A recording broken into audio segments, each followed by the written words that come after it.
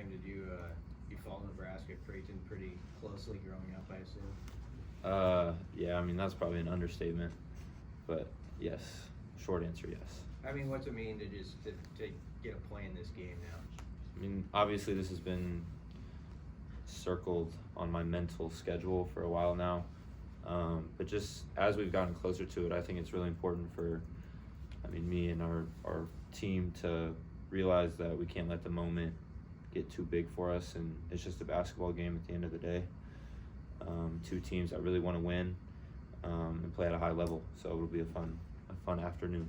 You got to play against them in 2020, but obviously, like, no fans were allowed or anything. So, how special is this that you'll actually get to play in front of people? Yeah, my junior year, we went there and played against them, which was cool. And then last year we played against them, but I wasn't there. I was watching from my couch, so it'll be a little bit of a different, obviously, atmosphere and feel than last year. But obviously we're in a different jersey this time around, and I know how much this means to our fan base, and I'm just really excited to get out there and play free and just do it with a group of guys that I love playing with.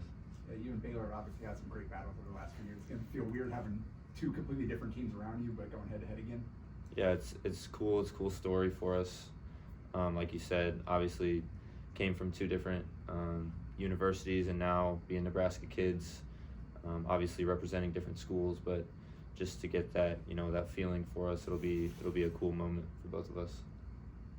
What jumps out about Creighton when you watch them on film? Just the pace they play with, and obviously we can't have costly turnovers because they get out, they run. All 5 of their guys know how to make the right plays in the right situations, and obviously they shoot it really well as well. So yeah, we're excited, and it'll be a fun time. You guys have had 20 assists back-to-back games. What's been the difference as far as just the offensive ball movement and things kind of clicking at a higher level these last couple of months? Yeah, I think Coach kind of talked about it, about our trip in Florida. But yeah, after that second game, we kind of changed some things offensively, and obviously getting Derek back helps a lot. And I think we're seeing just the unselfishness of this team, and maybe we don't have a guy that scores 25, 30 points a game, but we'll have 5 or 6 guys in the 10 to 15 range, and I think that on the back end is actually harder to prepare for, and we're going to use that to our advantage. This is the first time we've talked to you since he's been back. You guys talked during the preseason about how excited you were to play with each other. So what's it been like the last couple of games? Yeah, it's been really cool. I think we understand the game kind of on the same level, and to be honest, we kind of play similarly, just unselfishly. And Derek is one of the best passing big men in the country, so obviously who's not going to like to play with that. But yeah, just the edge that he brings, and just the force he is down there, kind of a little bit of bully ball sometimes, and he just brings a new dynamic to our offense and defense for sure. Coach has talked about wanting you to be more aggressive as a shooter.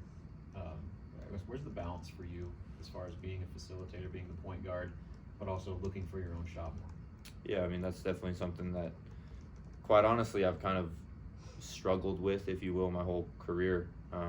It's just I've tried to put other players in positions to score, sometimes too much, and the coaching staff has done a really good job, watching film with me, or just in practice pulling me aside and saying, like, you got to shoot that. You're a really good shooter, and you have to believe that. So just trusting in my work that I've put in, and just kind of not always letting the game come to me. Sometimes you got to not force it, but be aggressive, like you said, and take some of those shots. This might be a stupid question, but how do you practice that? Like, how do you fix that? I think just reps, and just as more games go on, obviously you see a lot more things, different situations, and watching film, watching it back, just you kind of realize that maybe you did pass up this shot, you passed up that shot, just so the next time that shot comes around, you're mentally prepared, and like I talked about, the work that you put in before, just trusting in that.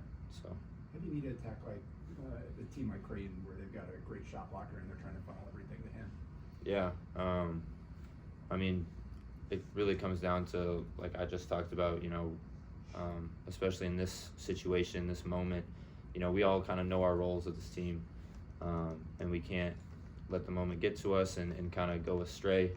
I think we've really seen that this year, anytime that we face adversity, we're a really resilient group, and obviously the environment is going to be the toughest environment that we've played in so far this year.